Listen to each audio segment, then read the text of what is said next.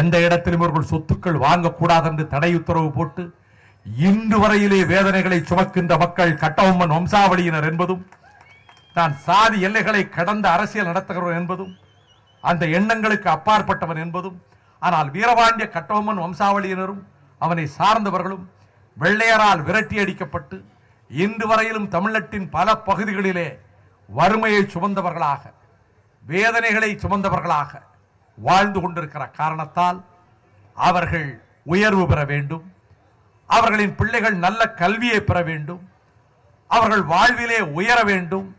மண்ணுக்காக தங்கள் உயிர்களை தந்தனர். இந்த மண் அவர்களை போற்ற வேண்டும் என்பதற்காகவே அவர்களை நாம் மதிக்கிறோம்.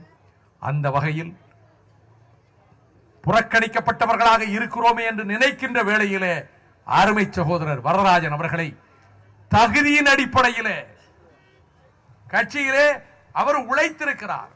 அந்த அடிப்படையிலே அவர் இந்த இயக்கத்திலே வேட்பாளர் ஆக்கப்பட்டார். அனைத்து இந்திய அண்ணா திராவிட முன்னேற்ற கழகமும் மறுமலர்ச்சி திராவிட முன்னேற்ற கழகம் அமைத்த அந்த கூட்டணியில் அவர் வெற்றி பெற்றார். சட்டமன்றம் சென்றார். கழகத்துக்கு விசுவாசமிக்க ஒரு தடகர்த்தராக அவர் உலவுகிறார்.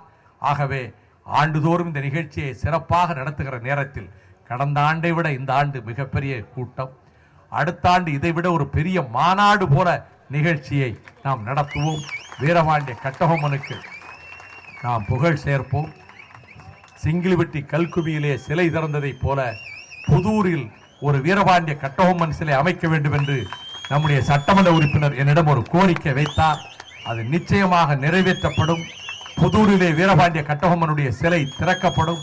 அதற்குரிய முழு பொறுப்பையும் கழகமும் நானும் ஏற்றுக்கொள்வோம் என்பதையும் இந்த நேரத்திலே தெரிவித்துக் கொண்டு இந்த நிகழ்ச்சிக்கு வருகை தந்த அனைத்து சகோதர சகோதரிகளுக்கும் நன்றி தெரிவித்து வாழ்க வீரபாண்டிய கட்டபொம்மன் புகழ் என சொல்லி விடைபெறுகிறேன். நன்றி, வணக்கம்.